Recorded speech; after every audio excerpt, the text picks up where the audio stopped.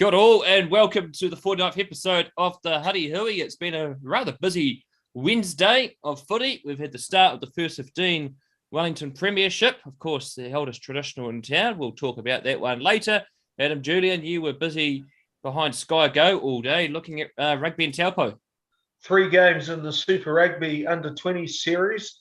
It was an interesting day in arduous conditions. Unfortunately for local viewers, the Hurricanes were caned by a very good Chiefs side, but the Barbarians are still unbeaten, and the Highlanders had a good win over the Blues. So we'll review those games later in the program. Well, and speaking about a good game of pub rugby from last weekend, it was Old Timers Day at Poneke, and they took on the unbeaten Batoni, and they upset the top of the table side. Was Poneke, and instrumental in that game, and he was back from injury, was Nalu Tu'utala. Nalu, many thanks for coming on the Huddy Hui. Tell us about Saturday's game, because you guys just put out an outstanding performance. Yes, we've been playing some pretty good rugby in the last couple of weeks leading up to Batoni, and we fronted up. We started well, scored the first 13 points, and got to a great lead. And then as Batoni do, they fight back like they did the week before against our old boys, being down early and made it interesting. 21 all with about 10 minutes to go, and we just dug deep, got the try 3 minutes to go, and sealed it off with a line-out steal right at the end, which was clutch from Ezekiel Fiso, our number 4 lock. And of course, that was an impressive game for young Ezekiel, but yourself, you're mainly the calm, measured person, but there was a few times there you got a bit frustrated with JB Fairbairn. No, it was just penalty after penalty, a penalty to us, and then Batoni and to us. But it came down to just discipline. We're doing stupid things. It's cause penalties.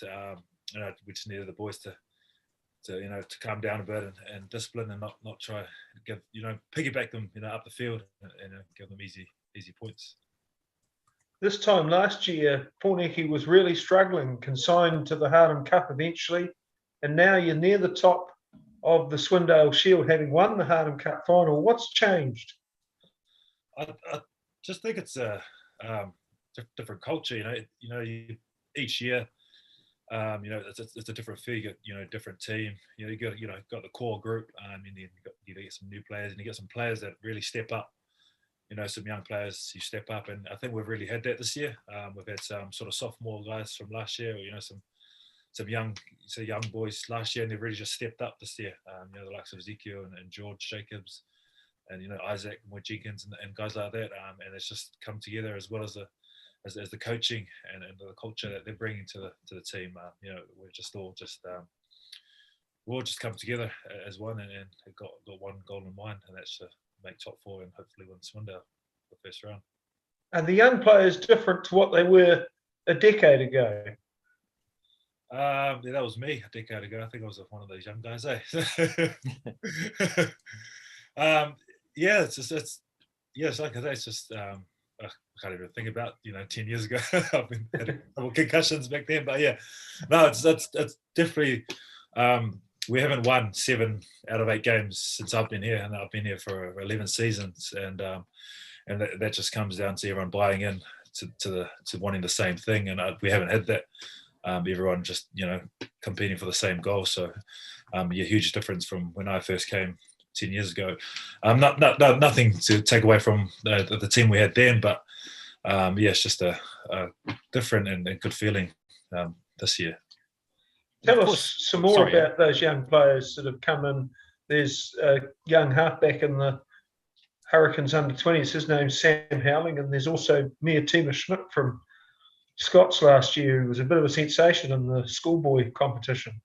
Yes, Maya, he was captain of the Scots college first 15, and unfortunately he did a shoulder, so he's out for a bit. But he was looking good. Straight from college straight into Premier Rugby, and dominating and dominating collisions and that. You've got a bright future, and as well as Sam Howling, he's got the skills. He's come down from Auckland. And he's just got a great pass on him. Thinks on the top of his head, just if it's on, he'll just have a go, and he's got good speed, and he can also goal kick. So, got a lot of skills coming in from young guys straight out of college. So, the future's looking bright. Of course, last year, Poneke went through a bit of a tough start to the season, but it came right at the end. And, you have a recent history of late upsetting Batoni. Tell us about that Hardham Cup final. I called the game with John Jackson, and that was definitely the final of the day, extra time. And you guys were just holding yourselves together, and then there was the winning try at the end. That was unreal. Yeah, it was a funny game because, like the Hardham Cup final, we played against Batoni. Sort of similar to the game we played in Batoni in the regular season. We were dominating the first 20 minutes, 20, 30 minutes, but we just couldn't quite crack them. They're really good at absorbing pressure and defense and not letting any points in. And they managed to absorb all the pressure we're giving them in the first 20, 30 minutes, and then they managed to fight back. And I thought, with 2 minutes to go, I thought we were done. We were down 7 points. And then, our man, impact player, Rocket, James Rocket Masoi came on and scored the try under the post, and that, put us into extra time. And I was gone. I was I was off my feet, and then to play for another 20 minutes, ahead of that, I think we just pushed through. The adrenaline was running. We just, pushed through it and got the win. Batoni, could have had a penalty right at the start of extra time, but they didn't take the three, and they went for the try, and we D'd up and got the turnover, and we managed to score the other end. And that was it. That was an epic game, 100 minutes. Yeah. What are some of the other epic games you've really enjoyed in a Poneke shirt? It's always Ori's. Always matchups are always good, physical. Nothing much. The last, I think, 5 games apart from last year, so there'd been about 3 points in it. They're always good games, and the game against Maris, it's always a good game playing them. It's just pretty much those Eastern Suburbs teams, and the Maris and Auris and OBU as well. They're just up the road, so I always have good games and always get up for those games. We're 8 rounds into the Swindale Shield. Who do you think the best team is that you've played? Is it OBU because they're the only team to have beaten you, or do you think other teams are perhaps better than them at this stage? I'd probably say the games that were played probably be OBU. We were actually up at half time. We managed to score just after half time, and then I think something just happened. We had a few injuries earlier on, and we sort of just put our heads down for the last 30 minutes. They scored about 3 or 4 tries, so. So OBU is definitely up there, and I think our game coming up this weekend, our All Boys are another front runner. Heard they're pretty good, so it'll be another good test. Every week's a test match because most teams are very competitive. Paraplim being Wainui, Jail beating MSP. So there's no more easy beats, like there used to be. So it's really good for club rugby and rugby in itself. And of course, Poneke is not the only rugby club you've played for, Nalu. We can trace it right back to 2007, where you turned out for Johnsonville, and also you've played a few games for Wests as well. So tell us about your time at Javel and also Wests. So I played my junior rugby at Javel. Grew up in Johnsonville, and I started playing under 11s, 12s, 13s, a couple of years of Colts, and one year of Prems, 2007. I wasn't quite enjoying it, so I moved over to West, vying to play for Jubilee, which never happened over the 4 years I was there. But I really enjoyed my time at West Roosters. I had some good bunch of boys. We had a really good culture there. And then played my first year of premiers for Poneke in 2012. Been ever since. So probably played 16 seasons Premier Rugby. So it's a lot of years. And in a lot of those years, you've been a captain. What is it that makes you such a good captain, and how do you get the best out of 14 other guys? I sort of like to do my work on the field. Over the years I've become to get my talk to players a bit better and how I can get the players up. And just doing training before games, I like to have a word and I guess people the boys tend to listen to what I say. So so hopefully it's just I think I've learned to try and get the best out of the players and talk to them individually and hopefully they take my advice on board. And that advice and skill got you to the position of Wellington Lions captain. Tell us how that happened and what that meant for you. Yeah, it's been my goal since I've started playing rugby. In 2012, I had a sort of chance. I was in the wider Lions, missed out, and then from 2012, I missed out every year leading up to making my debut in 2016.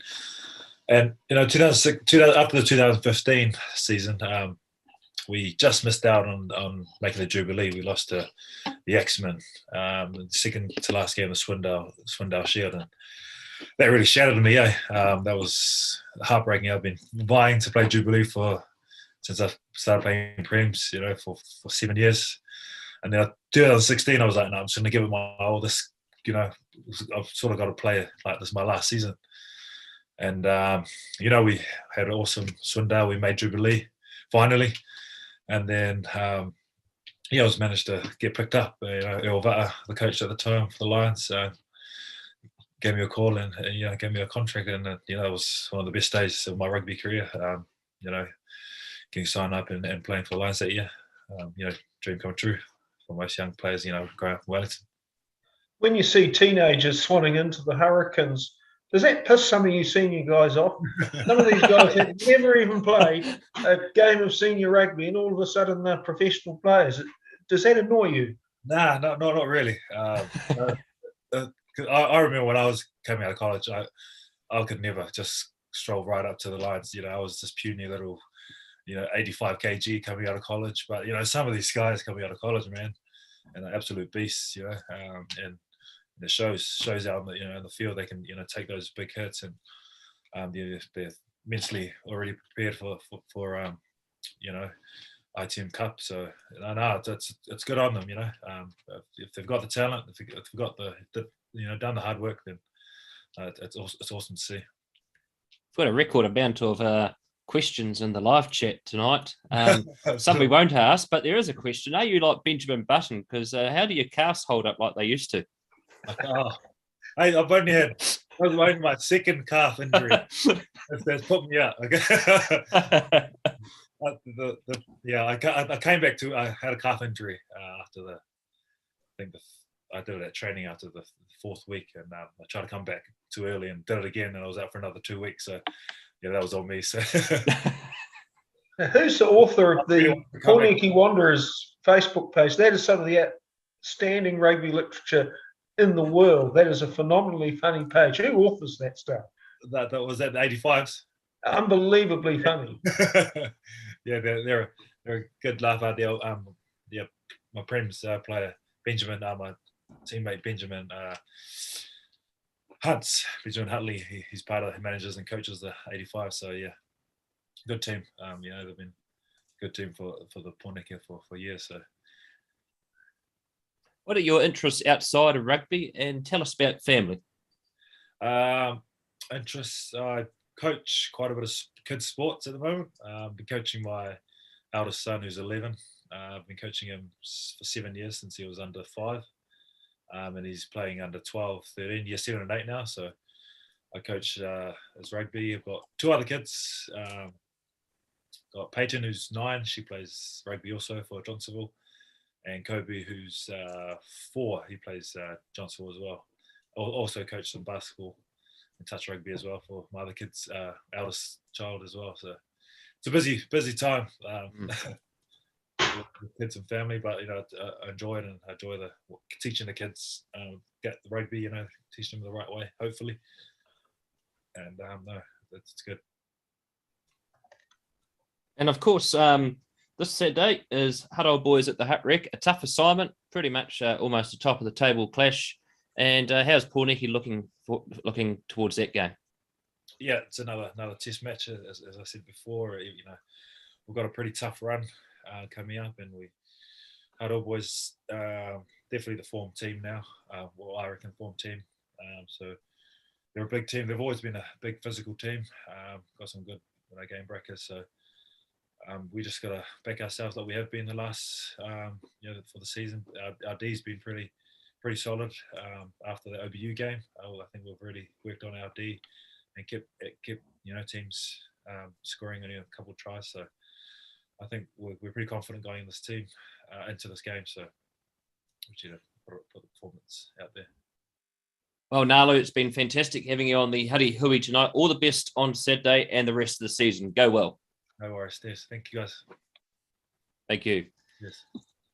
Well, Adam, Poneke this season, they're only the one loss, but they've put on a strong performance. Particularly, I've seen them 2 times now, Oriental Rongotai and Batoni, and their defence has been outstanding, and Nalu is key to that. They've always played an abrasive, confrontational, scrappy style, hence the nickname the Street Kids, and they're certainly living up to that mantra this year. They've won 14 of their last 15 games, going back to that run in the Hardham Cup last year. So Poneke, very much a serious contender for the Swindale Shield and Jubilee Cup honours this year. Old Boys University stunned by Norths on Saturday, and then we had Batoni losing for the first time. Marist Pat's been knocked over by Johnsonville, so it's all over the place in terms of the results. And look at that! What a beautiful family that is. Oh, lovely on the Zoom there, little Nalu and his family. So it's a lovely picture. He's trying to pass the audition for the Brady Bunch, but unfortunately, we're in the shot. We can make it a few squares, can't we? So, yeah. Well, Adam, it's been a busy Wednesday. There were three traditional games in the lower North Island today. Scots took on Napier up north, and, well, at one stage it was 26-3, but they ended up losing 33-17. New Plymouth boys beat Francis Douglas in the Battle of New Plymouth, 29 points to 19. But it was the first game of the first round of the Transit Coach Line's First 15 Premiership, the 137th traditional, the oldest in the country. Wellington College taking on St. Pat's Town. St. Pat's Town were ahead, 14-12 at the break, but then some Stanley Solomon magic and Alex Riley's 2 tries gave Wellington College the win, 29 points to 21. Ironic stat, that's the first time in quite a number of years that Wellington College have actually beaten St. Pat's Town on their own home turf. That's a massive result for Wellington College, given that they were annihilated 52-7 by Napier Boys High School in their previous outing. Wellington College, a very good side this year, spearheaded by Stanley Solomon. He's a brilliant young player, that Stanley Solomon. He's almost reminiscent of Damien McKenzie, the way that he plays at Wellington. And young Riley with 2 tries today, staking his claim for higher honours already earlier in the season.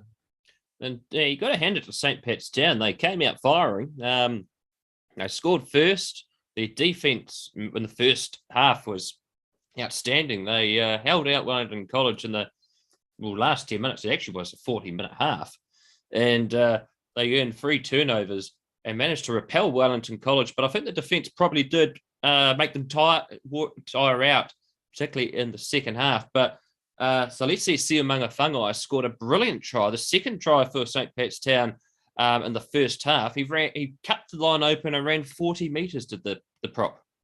Well, they have tremendous athletic props. St. Pat's Town, Siali Lawaki featured for the Hurricanes under-20s today. Who could ever forget Bradley Crichton, who's in the same team in the same game that Siali participated in today. So a little surprise to hear that St. Pat's Town are flourishing in the front row department, but they'll be disappointed with their start to the year. They've lost 2 traditionals now. The first to St. Bede's, who are travelling very strongly in the Christchurch competition. They beat Christ College on Saturday by 22-15, and now Town, unfortunately, suffering a setback today. So they've got a lot of work to do. They've got a lot of work to do. Wellington College also pretty much had a tough pre-season as well. They probably should have beaten Gisborne 3 weeks ago. It's just they left a few tries out there in their first half. But if Stanley Solomon, if he stays injury-free, he could tear oppositions apart.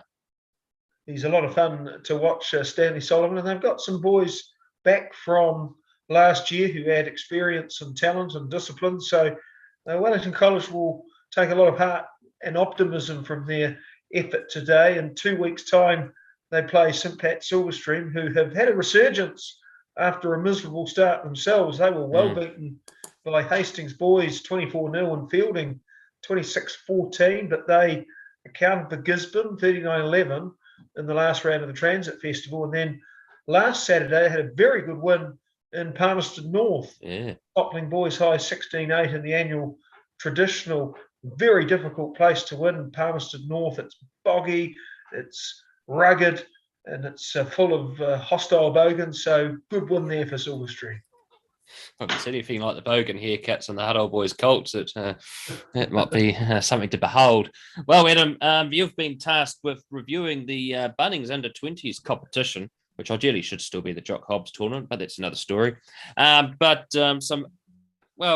of a sort of like a festival tournament, particularly today's games. Well, Jock Hobbs certainly has more mana than Bunnings Warehouse. I know Bunnings Warehouse are paying the fee to sponsor the tournament, but it would be nice if the Jock Hobbs trophy could be retained in some fashion. At least they've preserved the DJ Graham Award, which is the prize for the player of the tournament. Last year, that was won by Sean Withy of the Highlanders, and he's already played for the senior establishment this year. There were 3 games in the under-20s today, following on from Sunday.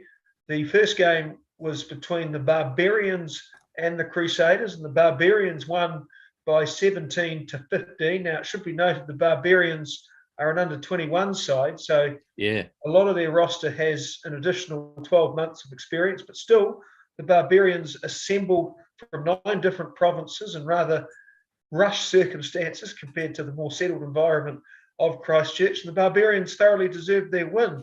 It was an arduous struggle in bitter conditions. The wind caused absolute mayhem. It was 3 tries each, 15 all, but the difference was a conversion to the Barbarians, which helped them prevail by 2 points. And a player to watch from that game, Nakora Broughton. He's the son of Norm Broughton, who has been tied up for a long time with the Marist St. Pats and was a formidable Māori All Black midfielder in his day. He scored a try in their Sunday win against the Highlanders. He did a kick behind his back in that game as well to set up a try for the centre, Will Gouter. And today he got another try and was influential again in an upset win against a Crusaders side who really dominated the scrum and have a terrific young hooker by the name of George Bell, who debuted for the Crusaders against the Force a fortnight ago and scored a try. So plenty of talent in that game. And then the second game was between the Hurricanes and the Chiefs. And the less said about that for the local audience, perhaps the better. Hurricanes whipped today, 58-26. Nothing to do with the win. The Chiefs were too big, too strong, too clinical, too good. They scored 6 of their 9 tries in the first half. They had a beautiful first 5. He scored 2 tries. His name is Kamada. Watch out for him. He's also played touch for New Zealand. The Hurricanes, really not a lot of positives to take out of today's effort. It was a little bit lackluster compared to Sunday's terrific win against the Blues. But Harry Godfrey, the young Batoni and Wanganui player, he was terrific. He scored a try. He worked hard and was effective on attack when he got the ball. But the best thing he did, and this is often something that coaches should look for in a team that's been thrashed, it was 53-12, and the Chiefs winger dashed down the right wing sideline and effectively performed a George Gregan-like tackle to knock his opponent into touch. That's outstanding. The best thing you want to see from a young player is hustle when they're down. And particularly Harry Godfrey.